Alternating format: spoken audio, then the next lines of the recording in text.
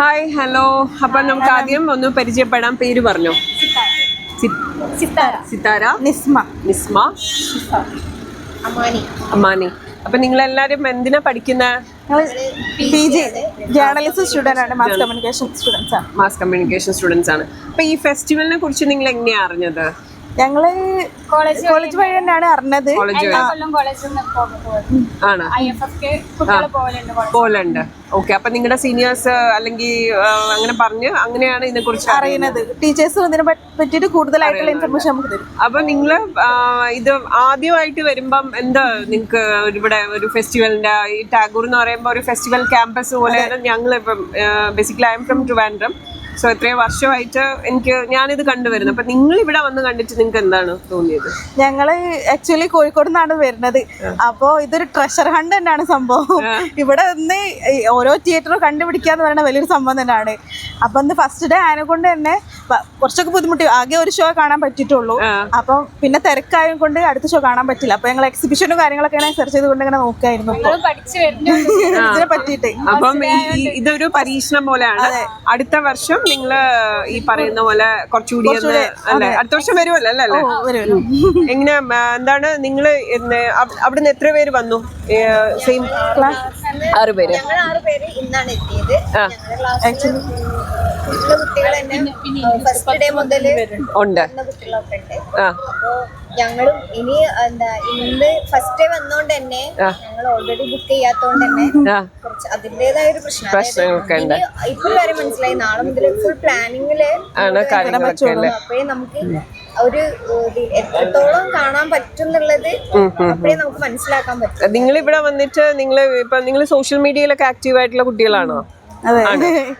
അപ്പം അത് നിങ്ങൾ ഈ IFFK കുറിച്ചൊക്കെ എഴുതാനുള്ള പ്ലാൻ ഉണ്ടോ? പോസ്റ്റ് ചെയ്യാനും അല്ലെങ്കിൽ ഇങ്ങനെ ഫോട്ടോഗ്രാഫ്സ് അല്ലെങ്കിൽ അതിനെ കുറിച്ച് എഴുതാനൊക്കെ പ്ലാൻ ഉണ്ടോ? എഴുതണം, ഇവിടുന്ന് പോകുമ്പോഴേക്ക് എന്തെങ്കിലും ഒരു പ്രൊഡക്ഷൻ ചെയ്യണം എന്നുള്ളത്. എന്താ നിങ്ങള് എല്ലാരും കൂടി ആയിട്ടാ? എല്ലാരും കൂടി ആയിട്ട് എന്താണ് പ്ലാൻ? എന്തെങ്കിലും ഇപ്പോ കണ്ട ഫിലിംസിനെ പറ്റിയിട്ട് എന്തെങ്കിലും ഒരു റിവ്യൂ, ആൾക്കാരുടെ അഭിപ്രായങ്ങൾ അറിയാം, ബോക്സോ പോലത്തെ സംഭവങ്ങള് അഭിപ്രായങ്ങൾ അറിയിക്കുന്നുള്ളത്, എക്സ്പീരിയൻസ് കാര്യങ്ങളൊക്കെ അറിയിക്കാൻ പറ്റിയിട്ടുള്ള ഒരു ചെറിയൊരു മൊമെന്റ് സെറ്റാക്കുന്നുള്ള ഒരു തീമുണ്ട്. നമുക്കിപ്പോ ഒരു മൂവിയെ കാണാൻ പറ്റിയിട്ടുള്ളൂ. അപ്പൊ അടുത്ത മൂവി വിഷമിക്കണ്ട, ഇനി ദിവസങ്ങളുണ്ട്. മൂവി കാണാൻ പോയി നീണ്ടുപോയി.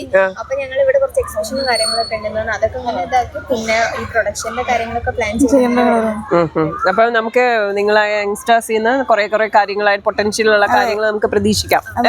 പിന്നെ ഇത് കുറേ, അതായത് നമ്മുടെ ഇന്ത്യൻ ഫിലിംസ് അല്ലാണ്ട് കുറെ ഫോറിൻ ഫിലിംസ് ഉണ്ട്. അപ്പൊ നിങ്ങൾ അങ്ങനെ നോക്കി വെച്ചിട്ടുണ്ടോ ഇത് ഇന്നത് കാണണം? ഇപ്പൊ ഇവിടെ ആക്ച്വലി ബ്രോഷറിൽ ഞങ്ങള് ഒന്ന് സെറ്റ് ചെയ്ത് വെച്ചിട്ടുണ്ട്. അപ്പൊ ഒന്ന് സെറ്റ് ചെയ്ത് വെച്ചിട്ട് കാണാൻ പറ്റിയിട്ടില്ല, തിരക്കുണ്ട്. ശരിക്കും മനസ്സിലായി. നമ്മളൊന്ന് സെറ്റ് ചെയ്ത് വെച്ചാല് ഇത് കാണാൻ പറ്റിയില്ലെങ്കിൽ ഒരു അടുത്തൊരു ഓപ്ഷൻ നമ്മള് കണ്ടെത്തിയിരിക്കണം. ഒരു ബാക്കപ്പ് പ്ലാൻ വേണം. അപ്പൊ നാളെ മുതൽ അങ്ങനത്തെ ഒരു പ്ലാൻ ഒക്കെ ഉണ്ട്. പിന്നെ നിങ്ങൾക്ക് വേറെ എന്തെങ്കിലും ഫെസ്റ്റിവലിനെ കുറിച്ച് എന്തെങ്കിലും പറയാൻ ഉണ്ടോ? ഇവിടുത്തെ ആംബിയൻസ് കാര്യങ്ങളും അടിപൊളിയാണ്, ഓക്കെ ആണ്. എല്ലാവരും നല്ല ഇൻവോൾവ്ഡ് ആണ് എല്ലാ വർക്കിലും.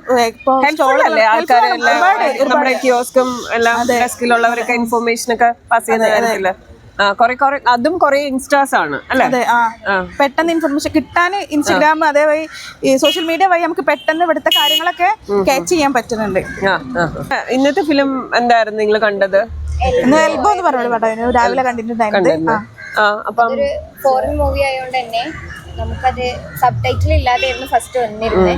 അപ്പൊ നമുക്കത് പെട്ടെന്ന് ഇത് മനസ്സിലാക്കാൻ പറ്റൂലേ എന്നുള്ളൊരു പ്രശ്നം ഉണ്ടായിരുന്നു. പിന്നെ ഓഡിയൻസിന്റെ ഭാഗത്തു നിന്നൊക്കെ നല്ല കമന്റ് വന്ന് സബ് ടൈറ്റിൽ വേണമെന്ന് പറഞ്ഞുകൊണ്ട് തന്നെ ഒരു നിർത്തി വെച്ചിട്ട് സബ് ടൈറ്റിൽ ഇട്ട് വരുന്നു. അതുകൊണ്ട് നമുക്ക് പിന്നെ മനസ്സിലാക്കാൻ പറ്റും. ഏത് ലാംഗ്വേജ് ആയിരുന്നു? ജർമ്മൻ ലാംഗ്വേജ് ആയിരുന്നു.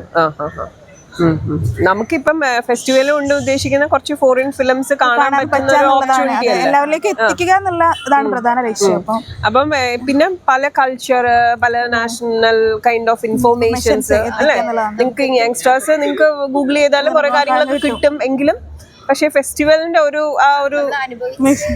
എക്സ്പീരിയൻസ് ചെയ്തതിൽ അതാണ് എന്തായിരുന്നാലും താങ്ക് യു സോ മച്ച്. ഇനി എല്ലാം കുറച്ചുകൂടി പ്ലാനൊക്കെ ആയിട്ട് ഇനിയും എല്ലാം ആക്കണം. അത് കഴിഞ്ഞിട്ട് നിങ്ങൾ ഇതെല്ലാം പാസ് ത്രൂ ചെയ്യണം. അതല്ലേ കുറെ കുട്ടികൾക്ക് അപ്പം വരാനുള്ള ഒരു ഇൻസ്പിറേഷൻ ആണല്ലോ കുറെ വന്ന് കാണുമ്പോഴേ. കാരണം ഇത് 29th ആണ്.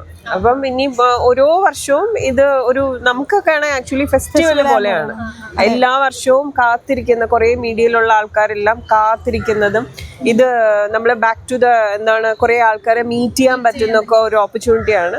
അപ്പൊ നിങ്ങൾക്ക് കുറെ കാര്യങ്ങളുമായിട്ട് നിങ്ങൾക്ക് അത് മനസ്സിലായല്ലോ. അപ്പം നെക്സ്റ്റ് ചെയ്താൽ മാത്രമേ അത് കിട്ടുള്ളൂ.